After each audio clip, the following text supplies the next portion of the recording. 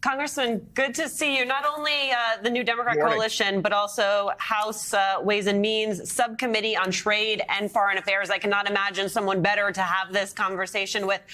What do you want folks, perhaps in your district, to understand about what a 25% tariff on goods from Mexico, goods from Canada mean for them?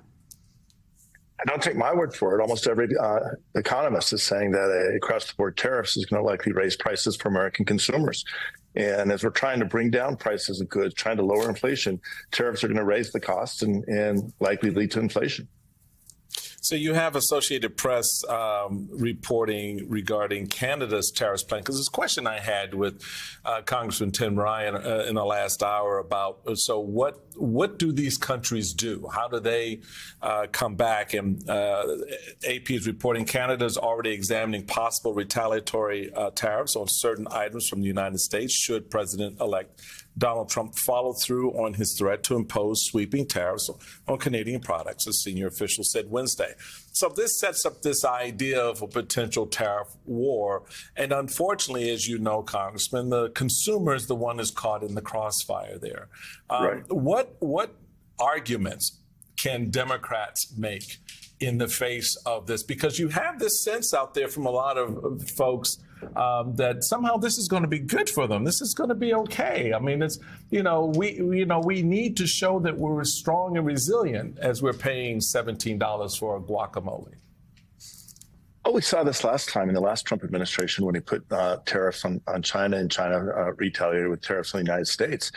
And one of the first things that Congress tried to do then was create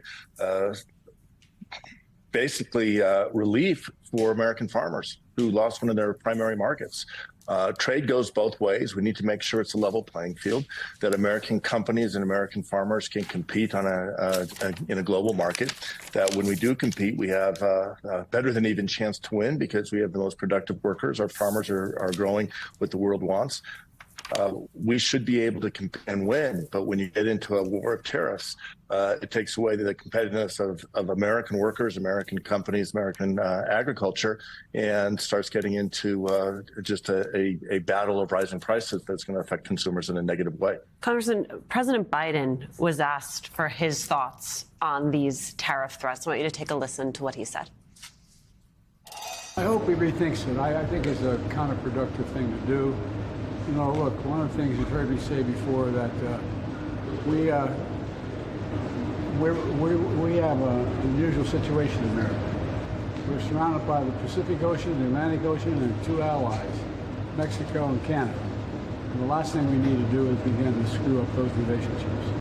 What I thought was interesting about those comments, Congressman, just a reminder that what we're talking about is two allies, right? To come in before you were even in office, right? You're still gearing up for your administration, and to threaten our two neighbors. We've been talking about it as an economic question, as a question of national security, as a question of foreign relations.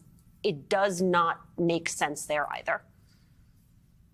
It cuts across every aspect of how we want to build relationships with our two most important allies. These are our two largest trading partners on our north and our south, Canada and Mexico.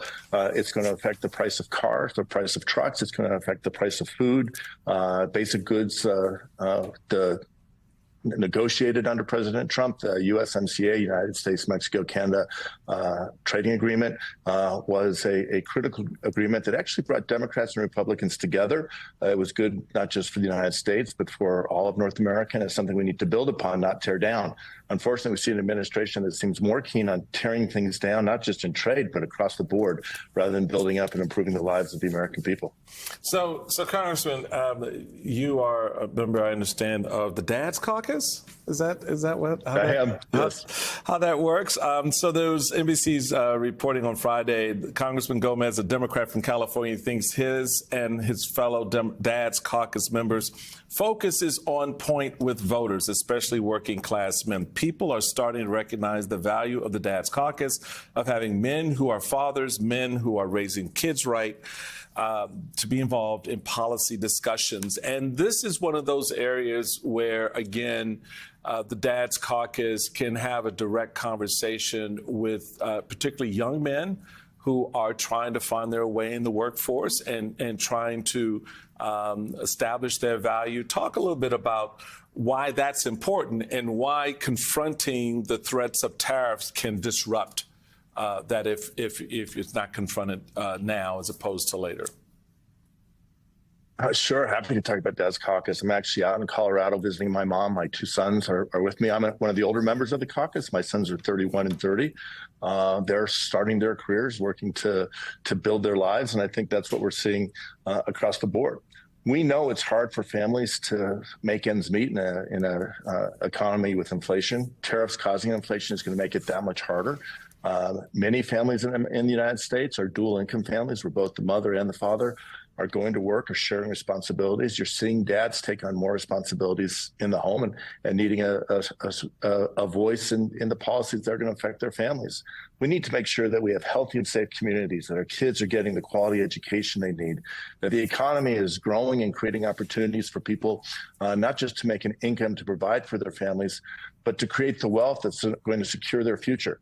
These are the issues that are critical to all families, moms and dads together. And dads speaking out and saying we need to lower the cost of childcare. We need to make it easier to raise our kids and give them the health care and the education they need to succeed.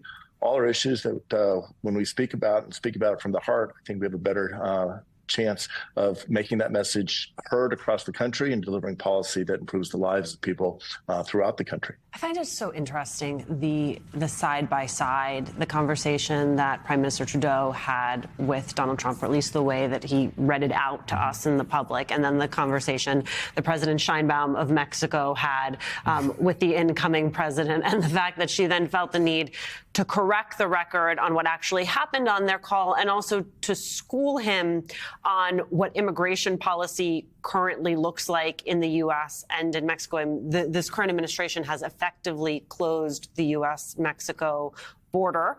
Meanwhile, you have Trump railing about how it needs to be closed. One of the things that I have been reminded of throughout this last week is his complete disregard or disinterest in policy, right? He's not interested in what the Biden administration is actually doing on the economy, on immigration. There's almost a willful ignorance. And I wonder for you, as you head back, getting ready to solve some of these challenges, how a Congress, you're going to be in the minority, but by a hair, how you legislate with a president who does not seem interested in the work that has already been done.